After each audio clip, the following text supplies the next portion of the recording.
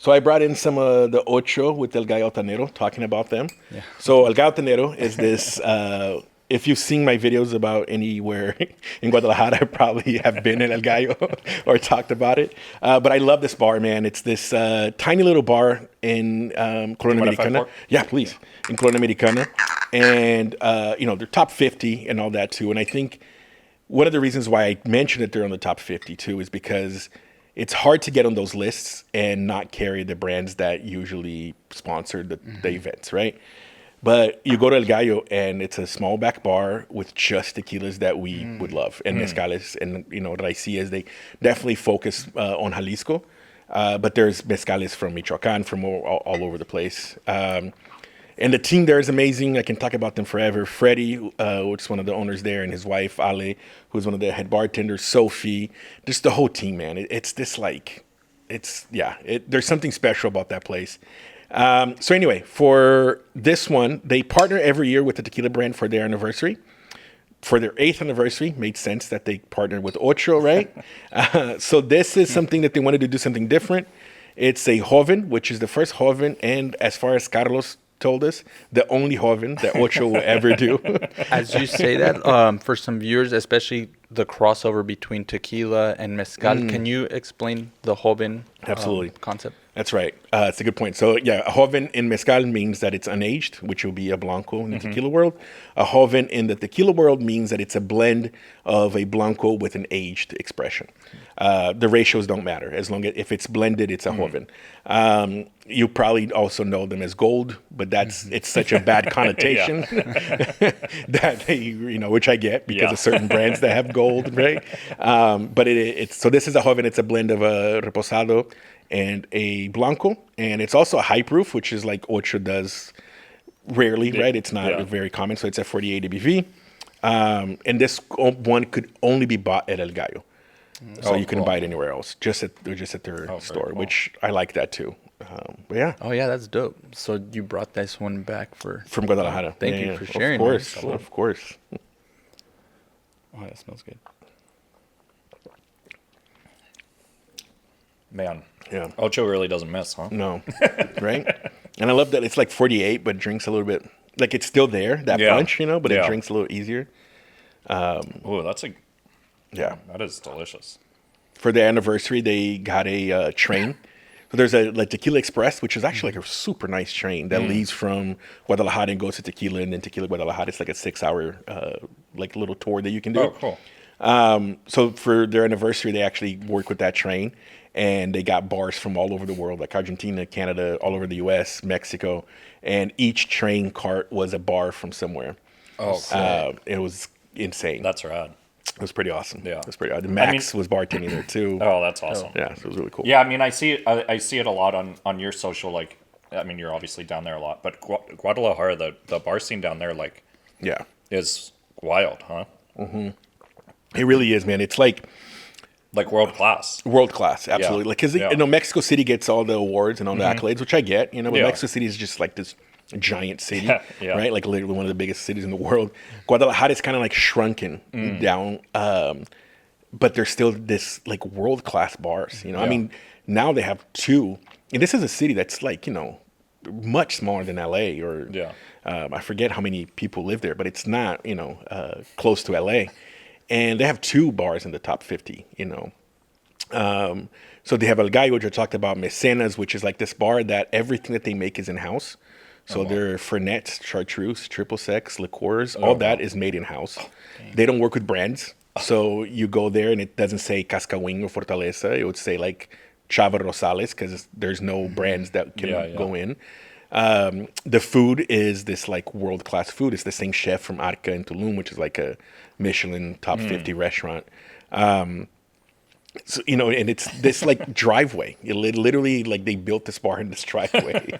And you have Farmacia Rita Perez, which is like this perfect like dive but incredible cocktails in mezcal and like jukebox kind of vibe. And you have De La O, which is like this amazing cantina tiki on Sundays. Like there's just so many different concepts, and they're literally walking distance from each other. Oh, that's awesome. Like Guadalajara is, and there's other places, not just in Colonia Americana, that you can leave to. That the cocktail scene in Guadalajara, man, it's passionate, it's tight knit, it's pretty incredible. That's awesome. What's it like being able to, again, it's kind of like the question from earlier of more, you're doing so much more than just what we see like on the camera, like being able to like guest bartend at different places. Again, that camaraderie, I had trouble with that word earlier, camaraderie with like other bartenders or patrons that are there. Like, I'm sure you could just enter a place like that and they're like, hey, like jump, like walk behind the bar, do stuff like, what's that like, you know? Dude, honestly, it's a dream come true, you know? Yeah, I like I said, like I got into the hospitality because I wanted to get a job that could like get me to travel, allow me to travel.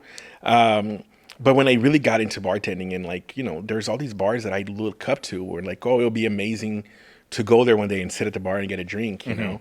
And to be able to bartend at some of those bars now it's pretty awesome, man. It's something that, yeah, it wasn't a plan, you know what I mean? But it started happening with the content and, you know, really getting into like studying more and like learning techniques and meeting people in that space. But yeah, man, I don't know what else to say other than it's a trip.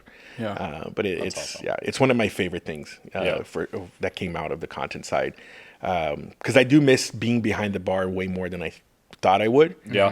So getting to step behind the bar, you know, once a month or twice a month is, especially with friends. It's pretty cool. That's awesome. And what's it like, kind of bringing it back to the content stuff and like growing in that? How do you select, or what's it like to work with a brand for you? How do you choose like who you move forward with, or what interests you that you gravitate to? Like, hey, I want to learn more or work with the brand. I understand now, you mentioned you're with the agency now. Right. So like, what's that like growing up because I imagine it wasn't like that right away, right? So like, how does it change and how do you adapt, I guess, to those changes? I think it's always changing, you know what I mean? I think part of being in that side of social media is like you really have to be like watching what's changing and evolving because it's so easy to just get stuck. But as far as like how I work with brands, and this would be like agave brands, right? So like when I first started seeing that this could be a job and, you know, there was a growth in engagement and followers and all that stuff. It was one of the things that we talked about was like, we're never going to sacrifice you know, a paycheck for a brand that we don't work with, that we don't like. Essentially, like, we're not going to work with brands that we don't believe in, right? We can't just, like, I hate using the word sellout, but, like, we're not just going to, like, all of a sudden I'm over here talking about, like, you know, additive-free, quality, family, culture, and then here I am working with a brand that doesn't believe in all that because they pay really well. Right? So that was a big thing for us. And not just in the sense of, like, image, it's for myself. I couldn't bring myself to do something like that, right? So first, I need to like the brand. You know, when it comes to agave, like I get sent a lot of bottles. There's a lot of brands that want to work with me, and there's a lot of brands that I say no to. Most of the brands are fine with it. Some of the brands don't love when they hear no, and they get a little upset, and it's fine. You know what I mean? I get it, and it's nothing personal. It's just like, hey, I didn't like it. Even if it is something that's well made, you know, like my palate didn't like it, I'm not going to be able to work because I can't sell something that you don't, or promote something that I don't believe in, right? So that's the first. We don't do any talks without me trying the brands first, and I try to do like a blind tasting so I don't, you know, get just like I already don't like this image. I'm not gonna like it kind of thing. And then from there on, nowadays it is the agency, right? So to be completely like open, the agency is more towards the things that are outside of agave. When it comes to agave, especially small brands, it's some things that we work with them because it's a lot of the brands that we work with are, you guys know, you know what I mean? There's like two people that own the brand or something like that. And so it's like, hey, what do you need? What do you work? It's very customizable. And then I just tell the agency like, hey, I need a contract for this kind of stuff. Of course, there's like bigger brands. There's also brands outside of agave. There's, you know, we're working a lot with like tourism boards now and stuff. That all goes to the agency. But it's not like where the agency is doing everything. Michelle is the one that talks to the agency. Honestly, I don't really talk to her managers and stuff. Michelle is way more organized in that sense. So then after that, then it becomes like, okay, so what's the scope? What do we need? What are you looking for, right? Is it brand recognition? Is it, you know, a shopping video to show people that you were at a certain store? Is it just a cocktail to get people to always think about like, oh, you can use this for the cocktail? So the scope of how we work with brands, I couldn't tell you one way because it's so different for so many brands that we work with. But it sounds like, I mean, what I guess what it sounds like is like you're able to work with these smaller brands still in agave because you're passionate about it, and all this other stuff is like it pays the bills, basically. That's exactly what it is, man. Like like the agave stuff is the passion, and like I understand budgets and all that, you know. But then I get to work with the other things where it will pay the bills. And, you know. That's awesome. And since the beginning, when we saw that content could be a job, we're like, well, we know that if we go this route of like additive free only quality stuff, it's not going to be very profitable. So we never want to just be this, you know what I mean? And for me as well, like, right, I didn't want my page was my personal page. That's why it doesn't have like a name, just my name, because it was the page that I had when I first opened Instagram, you know? So it's about more me, but also like my passion for bartending, cocktails, but also other spirits, you know, not just agave. Do you still have your first post up? I don't think I have my first post up. I'm not gonna lie. The first time that like once I saw things growing, I was like, maybe I should go see what I used to post when I was like 15. That's funny. Delete that. Exactly. What is Oh, I just had it. That's cool how it broadens up and like the agency opens it up to things outside of agave spirits, but it still like connects it. Like, what have been some of like the coolest projects or something that's memorable that it's like outside of agave spirits, but it's a way to bring it, you know what I mean? What kind of I think like when we first got with the agency, like they asked us to do a list of like what's your dream brands, and one of the brands that I put there was Yeti, just because it's an awesome brand. You know what I mean? I like outdoor stuff too. Like I don't go camping and all that all the time, but like I love outdoor stuff, and it was really cool. And we got to work with Yeti last year, and do like a camping trip for Yeti, and go with our friends and stuff like that. So that was really cool. The other one that I just thought about too is the tourism boards that I mentioned. So we just worked with the Tucson tourism board, Visit Tucson, which they wanted to bring us to Tucson already. Just like, hey, come hang out and we'll see what we can do together. And then they're like, oh, there's this Agave Heritage Festival. Would you like to come? And I was like, oh cool. Yeah. Tell me more. Tell me more. And I was like, that's kind of perfect. So then we got to go down there. But then they also wanted to showcase like the proximity of Tucson with Sonora. So then we got to do the Bacanora trip was with Visit Tucson. Oh, cool. So it was a really cool way to merge these two things together. Yeah. So I think those are the two that I can think right now that are really cool. I mean, that's awesome. That to me, like, it just shows me, or it shows us how a lot of things happen behind the scenes. Do you know what I mean? Like a lot of thinking, there's a lot of synergy between different worlds, different things, different brands. So like the work the agency does to connect those things and asking like, what's like a dream brand or what's, for sure. It's pretty dope to see how those things. There's a whole strategy behind everything. And like, I think for me, it's really important to keep more organic, right? And I usually say like, I'd like to keep 90% organic to 10% sponsored, but the 10% sponsored takes more time than the 90% organic, just as far as planning and strategies and like pitching and all that kind of stuff. When as we're on the topic of content, like, are you at a point where you're like, you don't want to do content anymore? Or is it like, do you ever get like that sense of like, oh, it's just a grind, like you got to do this post and this post and this post? Or is it, do you genuinely like find that, do you genuinely have a passion for it, just like you have a passion for like hospitality? I do. Like, there's definitely times, I'm not going to lie, right? This week, for example, for me, I was like, man, I'm so coming down to the podcast right now. No, that was a good break.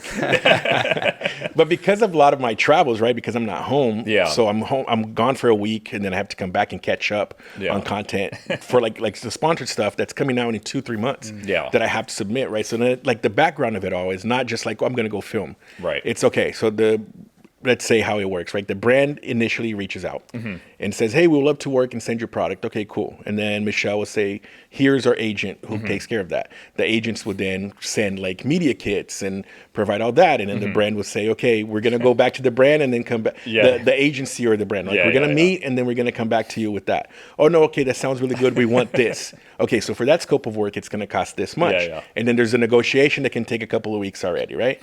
Once we get there, then it's okay, these are the dates that we propose. Then, so like, from the initial reach out Yeah. to the video coming out, it's usually like 3-4 months. Yeah. Right. And people don't see that process that Yeah. comes out.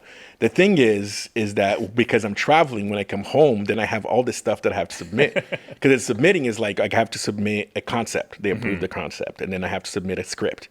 Then they approve the script. Then I shoot. And I'm like, hey, we need to change this, and that. And then we just change that. And then I send them the video like, okay, now we're going to send it to the brand. And then it gets approved. And then we can go. And then we'll have to approve the caption. Yeah, You know what I mean? So all those things that happen. See, it's a lot, dude. So all that to say, like for this week, for example, I Yeah. was in Mexico for 2.5 weeks. I came back and I was like, there's 15 videos that I need to submit for the next 6 months. Oh, shoot. You know what I mean? So like Yeah. now I have to shoot, I have to edit, I have to. So during that time, I'm definitely like, I'm so done with this. But I got to say, most of the time I do love it. Yeah. You know, I think for me, it's hard to know when to shut it off. Because even like, you know, we're vacationing with family, or we're traveling, or just having dinner with my parents or something like that. It's like, not everything needs to be content. I need to put my phone down and just chill, you know? So that's one of the balances that I struggle with. And I think I only struggle with because I love doing it. But at certain points, I also need to be present, you know, because as much as like I feel like I've learned how to juggle this, like being present, but also shooting. A lot of people are like, when I post things, they're like, when did you shoot that? And I was like, yeah, I'm always shooting. And then I'll edit when I get home, right? But yeah, so I'm still learning that concept. But for the most part, man, I do love That's it. awesome. It's, I mean, I think to have that longevity and to be like where you are is you have to have a passion, right? Like it can become like a grind. Exactly. otherwise. Once it stops being fun and just becomes a grind. It's people can tell. I feel like, you know? The real authenticity. Right, And when you look at your content, for sure, it's like you see the passion behind everything. Thanks, you're man. doing, so. Thank you. Yeah. Shall we do a little pour? Because I got a hot take right now. All right. With all of that happened. All right.